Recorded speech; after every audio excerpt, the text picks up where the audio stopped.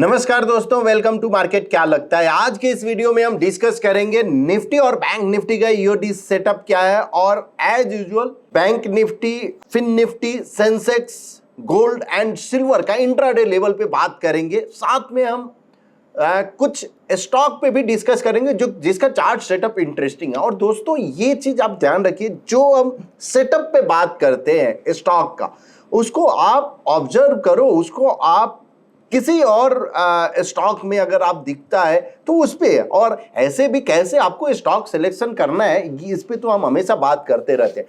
तो बेटा आज जो दो चार और स्टॉक पे भी बात करेंगे जिसका चार्ट सेटअप काफी इंटरेस्टिंग मुझे दिख रहा है। सबसे पहले स्टार्ट करते हैं निफ्टी से। आज निफ्टी 21 पॉइंट पॉजिटिव क्लोज दिया और bank Nifty 73 point negative close दिया। भले ही ये 21 पॉइंट दिख रहा है कि पॉजिटिव क्लोज दिया है, लेकिन आज अगर निफ्टी का मूवमेंट देखें तो almost low to high almost 180 point के करीब में था। और अगर बैंक निफ्टी की बात करें तो 700 पॉइंट के करीब में आई थिंक बैंक निफ्टी का था, यानी high to low to high अगर हम देखें तो ये इस तरह का अगर वोलेटाइल अगर होता है, मोमेंटम अगर रहता है, तो उसमें टीओआई, टोटल ओपन इंटरेस्ट का जो चार्ट है वो आपको बहुत हेल्प करता है। बट वहां पे हम आएंगे कैसे आप उसको रीड करना है और क्या। बट निफ्टी की अगर बात करें तो निफ्टी आज फ्लैट क्लोजिंग हुआ है, इसलिए ईओडी चार्ट सेटअप पे कुछ खास चेंजेस नहीं है। हाँ, सपोर्ट पे जरूर है, बिकॉज अगर आप ड्रॉ अगर करोगे तो यहाँ पे सपोर्ट है और एग्जैक्ट यही डी स्मार्ट लाइन का जो है वहां पे भी है डी स्मार्ट पे। तो ये जब तक अगर कॉलम ऑफ एक्स में टर्न नहीं होता है तब तक हम बोल सकते हो कि पॉज ले रहा है, हो सकता है। अब ये क्या कंटिन्यू रहेगा? अगर 21,500 जो बुलिश 45 डिग्री ट्रेंड लाइन का, ये एक सपोर्ट जरूर है। But overall chart setup bearish है और जो बेरिश जो है ये नेगेट कब हो जाएगा? 22,160 के ऊपर अगर जाता है तो। अब निफ्टी बैंक की बात करते हैं और ये ईओडी पे हम बात कर रहे हैं। Time frame daily time frame. Nifty bank के लिए जो बॉक्स साइज यूज करते हैं 0.15% डेली टाइम फ्रेम। यहां पे भी सेम सब कुछ कल जो था वही है, कुछ खास चेंजेस नहीं है। लेकिन जो मूविंग एवरेज यानी 45,950 के नीचे अगर जाता है तो सेटअप बेरिश हो जाएगा। उसके ऊपर जब तक रहता है तब तक न्यूट्रल सेटअप है। करंट जो सेटअप भी न्यूट्रल है, बट रिस्क रिवार्ड अफोर्डेबल तो नहीं है। अगर डबल बॉटम सेल भी अगर आता है, यानी प्राइस अगर 45,900 के नीचे भी जाता है, तो करेंटली तो सेटअप जो रिस्क रिवार्ड अफोर्डेबल नहीं है। तो wait for the next follow through. Follow through का मतलब क्या है कि नेक्स्ट डबल बॉटम सेल अगर आता है तो वहीं आप अपॉर्चुनिटी आप देख सकते हो। पुल बैक तो जरूर वहां से दिखना चाहिए, बिकॉज रिस्क अफोर्डेबल नहीं है। बट सेटअप न्यूट्रल है। Nifty setup bearish, bank Nifty setup neutral. अब देख लेते हैं इंट्राडे के। उसके पहले टीओआई पे हम आ जाते हैं। टीओआई का चार्ट जो आज मॉर्निंग में ये जो क्लियर इंडिकेशन आया कि ये डाउन साइड पे, ये लॉन्ग तो नहीं हो। उसके बाद जब लॉन्ग का जो इंडिकेशन इसने दिया ऑलमोस्ट 11 बजे के करीब में, इसने इंडिकेशन दिया कि अब लॉन्ग के साइड अब जाओ, और फिर से एग्जिट जो दिया ऑलमोस्ट 2 बजे के करीब में ये एग्जिट दिया। और निफ्टी की भी अगर हम चार्ट देखें, यानी यहां निफ्टी का अगर हम 5 मिनट का अगर हम चार्ट देखें तो ये जो टाइम जो है अराउंड यस ये आपका 10:55 यानी 11 बजे के करीब में यहां पे इंडिकेशन दिया कि अब हम ऊपर जाने वाले हैं। सो 21,873 से लेकर और ऑलमोस्ट 980 ऑलमोस्ट 100 पॉइंट का मूव जो है इसने आसानी से कैप्चर किया। और उसके बाद 2 बजे के करीब में ये इंडिकेशन भी दिया कि अब हम बेरिश साइड। तो ये एक टीओआई के थ्रू भी आप कैसे करना है, बिकॉज अपर बैंड। अब जो नए व्यूअर्स हैं उनके लिए हम बता दें कि यहाँ पे एक डी स्मार्ट लाइन इंडिकेटर है जो कि ट्रिक पॉइंट और वेब दोनों में भी अवेलेबल है। जब अगर आप अपर बैंड को ब्रेक करता है TOI chart, total open interest chart, तो ये इंडिकेशन है कि अब बुलिश अपॉर्चुनिटी है। और जब अगर लोअर बैंड को अगर ब्रेक करते हैं तो बेरिश अपॉर्चुनिटी देखना चाहिए। और बीच का जो बैंड दिख रहा है वो आपका एग्जिट सिस्टम है, यानी अगर अपर बैंड को ब्रेक किया अगर बुलिश है जैसे ये बैंड को यानी मिडिल बैंड को ब्रेक करता है तो आप एग्जिट हो जाओ, लेकिन शॉर्ट कब हो, जब लोअर बैंड को ब्रेक करते हैं तो। और लोअर बैंड को अगर आप ब्रेक किए और वहां से अगर शॉर्ट हुए, जैसे फिर मिडिल बैंड को अगर ब्रेक करते हैं तो शॉर्ट एग्जिट, लेकिन आप लॉन्ग नहीं हो। तो ये आपका मेथड है जो नए व्यूअर्स के लिए हम बता दिए कि कैसे आपको इंप्लीमेंट करना है। अब निफ्टी का बात कर लेते हैं कि निफ्टी ईओडी इंट्राडे में क्या रहा, और ओवरऑल जो चार्ट सेटअप यस बेस जरूर बना रहा है, इसमें कोई कंफ्यूजन नहीं है, बट 22,000 के ऊपर जब तक नहीं निकलता है तब तक बुलिश अपॉर्चुनिटी अवॉइड करना चाहिए। 22,000 के ऊपर बुलिश देखना चाहिए, जो कि पॉसिबल है 130 और 150 पॉइंट जा सकता है। और डाउन साइड मूव अगर 21,800 के नीचे अगर सस्टेन होता है तो पॉसिबल एक डाउन साइड मूव आपको मिल सकता है। ओवरऑल चार्ट सेटअप अभी बेरिश ही है, अभी भी बुलिश नहीं हुआ है। अब बैंक निफ्टी की बात करते हैं कि बैंक निफ्टी का क्या लेवल देखना चाहिए। यहां पे भी सेटअप बेरिश है और 46,800 के ऊपर अगर सस्टेन होता है तो पॉसिबल एक अपसाइड आपको मूव मिल सकता है, और डाउन साइड मूव 46,350 के नीचे अगर आता है तो बेरिश अपॉर्चुनिटी देखना चाहिए। अब देखते हैं आपका फिन निफ्टी का लेवल देखते हैं, तो फिन निफ्टी का भी चार्ट सेटअप यस अभी भी बेरिश ही है।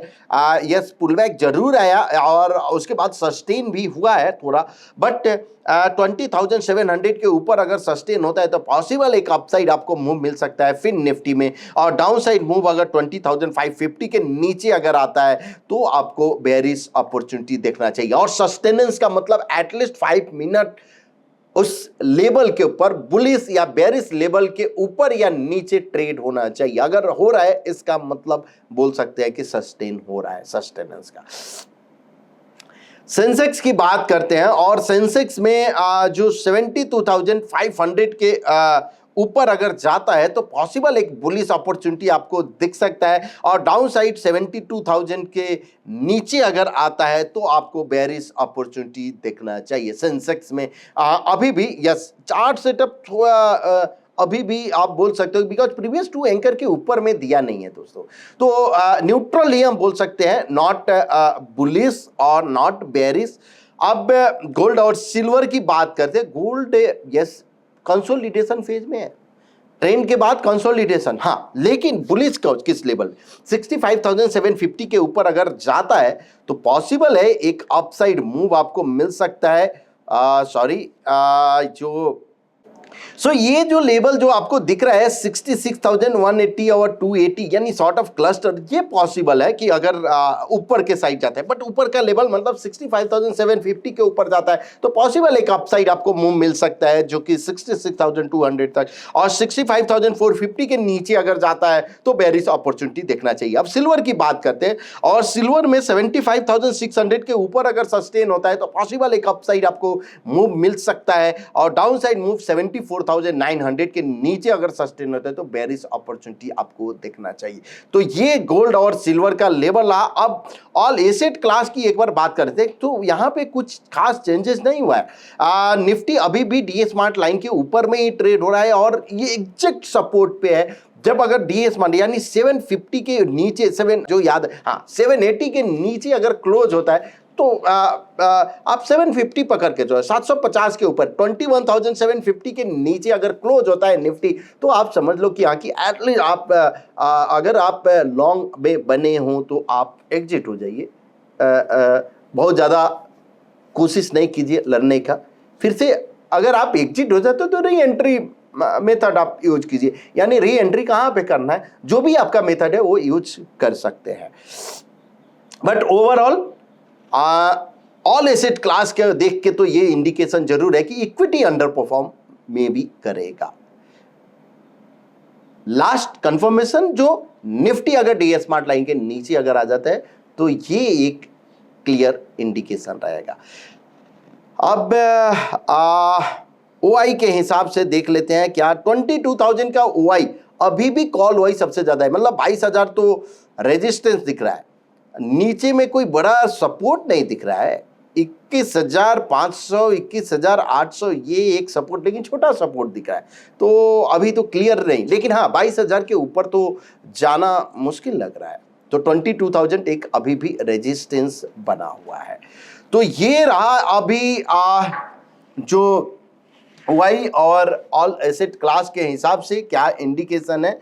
अब जो कुछ चार्ट जो देख लेते हैं, कल जो हमने चार्ट जो I think CG power discuss किया था, जो कि सीजी पावर ऑलमोस्ट 5% अप था आज, और औरो फार्मा भी डिस्कस किया था, जो कि ये औरो फार्मा का अगर आप चार्ट देखो, और हमने डिस्कशन किया था कि ये पॉसिबल, ये डाउन साइड अपॉर्चुनिटी यहाँ पे दिख रहा है, और ये ऑलमोस्ट फेल हुआ बिकॉज 1020 के ऊपर गया तो ये फेल हो गया।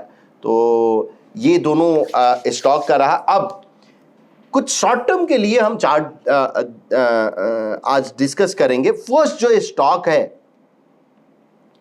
डीमार्ट। अब ये जो स्टॉक जो है DMart, short term long term सब पे थोड़ा मुझे ये कंसोलिडेशन आप देखिए, ये अगर 1% का अगर आप देखोगे कंसोलिडेशन, ये सब कुछ हम रिमूव कर रहे हैं। ये अराउंड 2021 से लेकर और अभी तक कुछ भी नहीं किया है। 21 से लेकर और अभी तक ऑलमोस्ट 3 साल का कंसोलिडेशन है। यहां पे प्रोबेबल ट्रिपल टॉप दिख रहा है 1% पे। अब अगर 3% का अगर आप चार्ट देखो, सो ये 2021 है। ये कंसोलिडेशन एक 2 से 3 साल का कंसोलिडेशन है।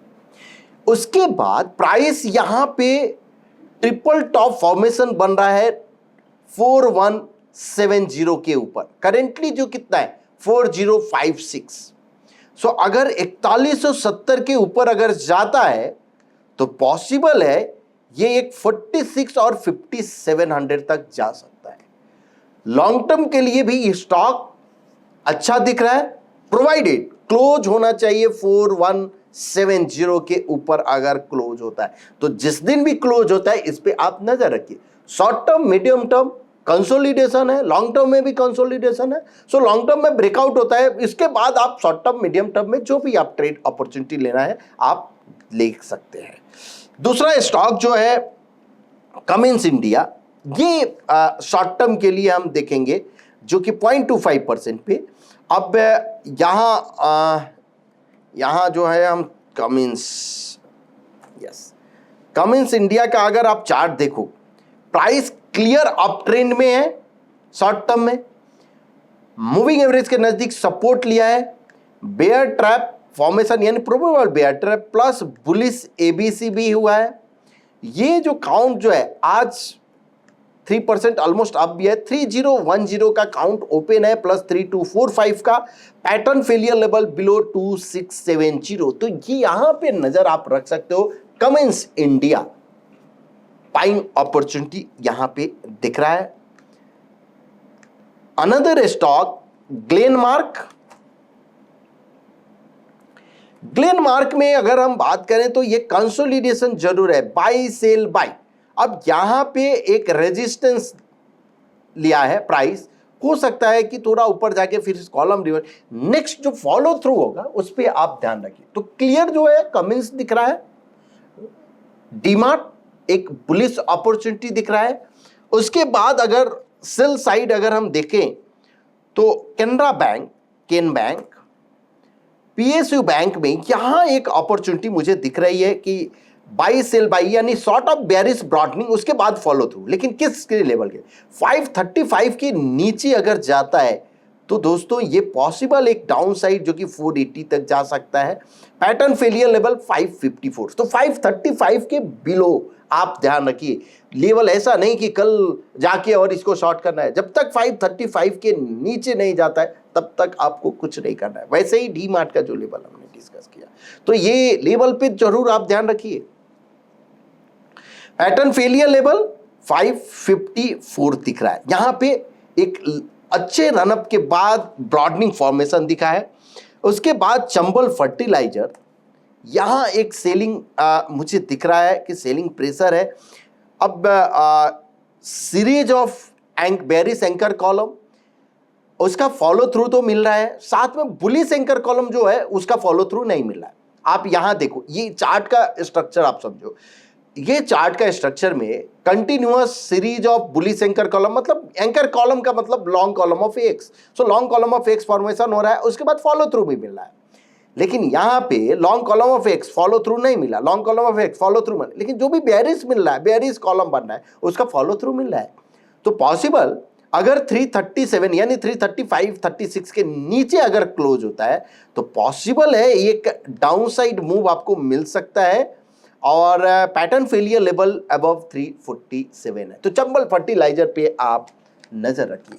सो ये स्टॉक जो हमने डिस्कस किए, इसके चार्ट सेटअप जाके खुद स्टडी कीजिए, और जो लेवल हमने डिस्कस किया अभी डी मार्ट जो हमने किया वो लॉन्ग टर्म के लिए किया, कमिंस जो था शॉर्ट टर्म में था 0.25% पे, चंबल फर्टिलाइजर 0.25% पे किया, और Canara bank 0.25% short term.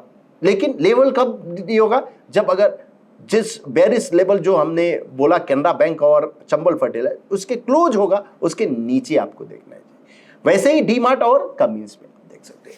So hope आपको ये वीडियो पसंद आया होगा। अगर पसंद आए तो प्लीज अपने दोस्तों के बीच शेयर कीजिए, लाइक कीजिए और कमेंट जरूर कीजिए, बिकॉज एवरी कमेंट का हम खुद रिप्लाई करते हैं। और अगर लगता है कि यहाँ की इस क्वेश्चन का या इस कमेंट को अपने वीडियो में कवर करना है तो हम उसको भी ट्राई करते हैं कि कवर करें, और कुछ कमेंट तो जरूर हम कवर भी करते हैं। अगर आपको लगता है, आपको कोई भी डाउट, कुछ भी क्वेश्चंस रहता है तो आप कमेंट में जरूर लिखा कीजिए। Thank you so much.